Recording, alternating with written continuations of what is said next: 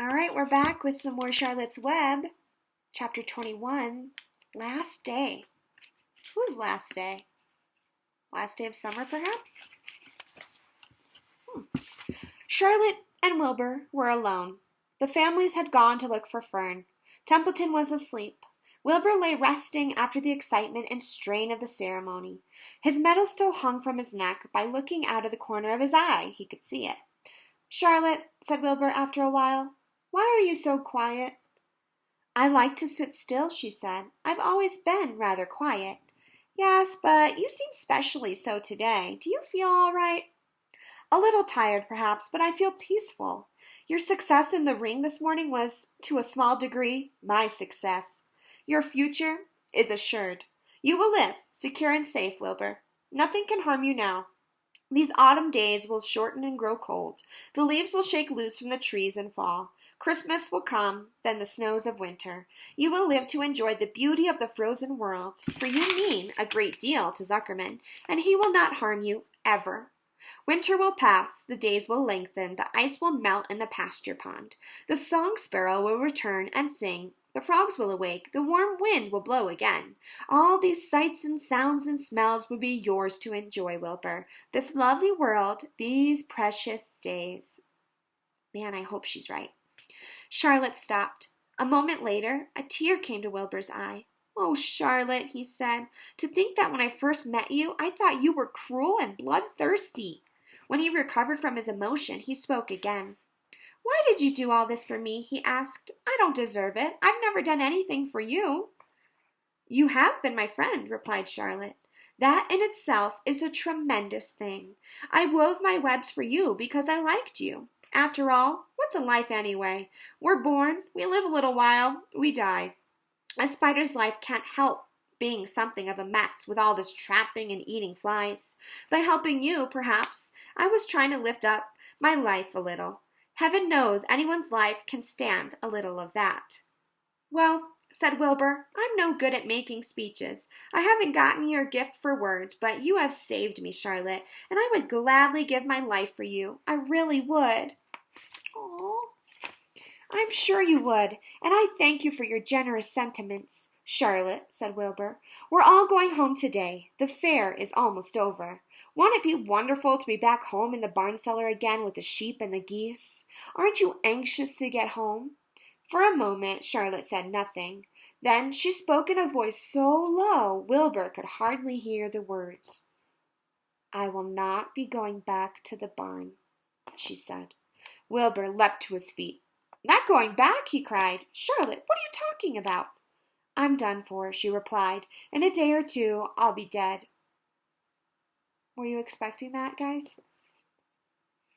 "I haven't even strength to climb down into the crate. I doubt if I have enough silk in my spinnerets to lower me to the ground." Hearing this, Wilbur threw himself down in an agony of pain and sorrow. Great sobs racked his body. He heaved and grunted with desolation. "Charlotte," he moaned. "Charlotte, my true friend." "Come now, let's not make a scene," said the spider. "Be quiet, Wilbur. Stop thrashing about." "But I can't stand it," shouted Wilbur. "I won't leave you alone to die. If you're going to stay here, I shall stay too." "Don't be ridiculous," said Charlotte.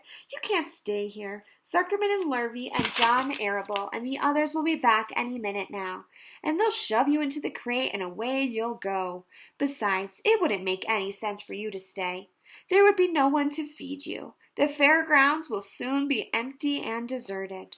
Wilbur was in a panic. He raced round and round the pen. Suddenly he had an idea. He thought of the egg sack and the 514 little spiders that would hatch in the spring. If Charlotte herself was unable to go home to the barn, at least he must take her children along. Wilbur rushed to the front of his pen. He put his front feet up on top of the board and gazed around. In the distance, he saw the Arables and the Zuckermans approaching. He knew he would have to act quickly. "Where's Templeton?" he demanded. "He's in that corner under the straw asleep," said Charlotte. Wilbur rushed over, pushed his strong snout under the rat, and tossed him into the air. "Templeton!" screamed Wilbur. "Pay attention!" The rat, surprised out of a sound sleep, looked first dazed, then disgusted. kind of monkey shine is this? He growled. Can a rat catch a wink of sleep without being rudely popped up into the air? Listen to me, cried Wilbur. Charlotte is very ill. She only has a short time to live. She cannot accompany us home because of her condition. Therefore, it is absolutely necessary that I take her egg sac with me. I can't reach it, and I can't climb. You are the only one that can get it. There's not a second to be lost. The people are coming.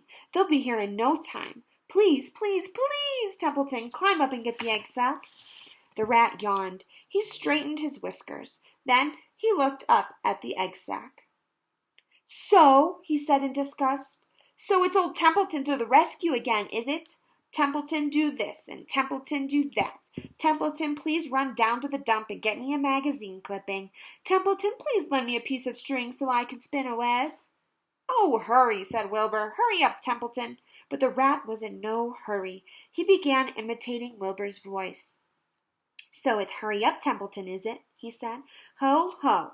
And what thanks do I ever get for these services? I would like to know. Never a kind word for old Templeton, only abuse and wisecracks and side remarks. Never a kind word for a rat. Templeton, said Wilbur in desperation, if you don't stop talking and get busy, all will be lost, and I will die of a broken heart. Please climb up. Templeton lay back in the straw. Lazily, he placed his forepaws behind his head and crossed his knees, in an attitude of complete relaxation. Die of a broken heart, he mimicked. How touching. My. I notice that it's always me you come to when in trouble, but I've never heard of anyone's heart breaking on my account. Oh, no. Who cares anything about old Templeton? He's kind of got a point, don't you think? He's always doing people favors. Get up, screamed Wilbur. Stop acting like a spoiled child. Templeton grinned and lay still. Who made trip after trip to the dump, he asked. Why, it was old Templeton, who saved Charlotte's life by scaring that arable boy away with a rotten goose egg. Bless my soul, I believe it was old Templeton. Who bit your tail and got you back on your feet this morning, after you had fainted in front of the crowd? Old Templeton. Has it ever occurred to you that I'm sick of running errands and doing favors? What do you think I am anyway, a rat of all work?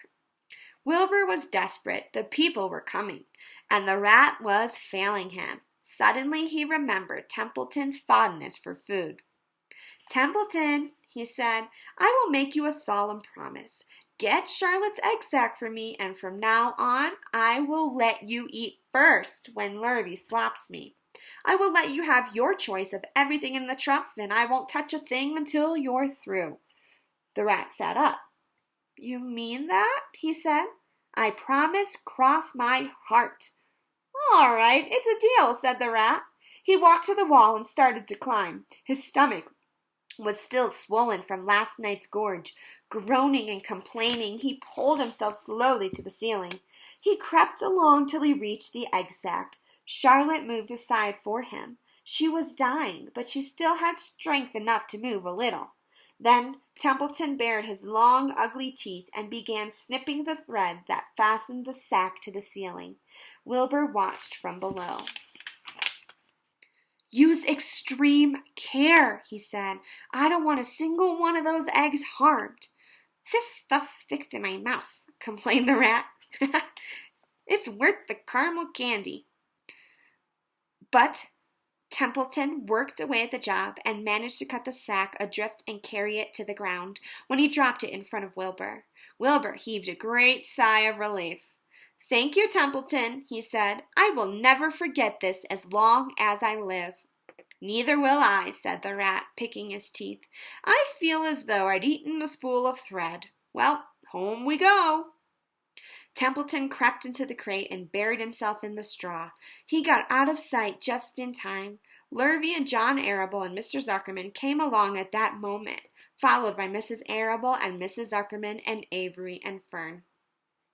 Wilbur had already decided how he would carry the egg sac. There was only one way possible. He carefully took the little bundle in his mouth and held it there on top of his tongue. Ooh, risky! He remembered what Charlotte had told him, that the sack was waterproof and strong. It felt funny on his tongue and made him drool a little bit. And of course he couldn't say anything. But as he was being shoved into the crate, he looked up at Charlotte and gave her a wink. She knew he was saying goodbye in the only way he could, and she knew her children were safe. "Goodbye," she whispered. Then she summoned all her strength and waved one of her front legs at him. She never moved again. Whew, poor Charlotte. But I think she lived a good life, don't you? Next day, as the Ferris wheel was being taken apart and the race horses were being loaded into vans and the entertainers were packing up their belongings and driving away in their trailers, Charlotte died. The fairgrounds were soon deserted. The sheds and buildings were empty and forlorn. The infield was littered with bottles and trash. Nobody of the hundreds of people that had visited the fair knew that a gray spider had played the most important part of all. No one was with her when she died. Rest in peace, Charlotte. I'll be back to read the final chapter. Chapter 22, A Warm Wind. See you soon.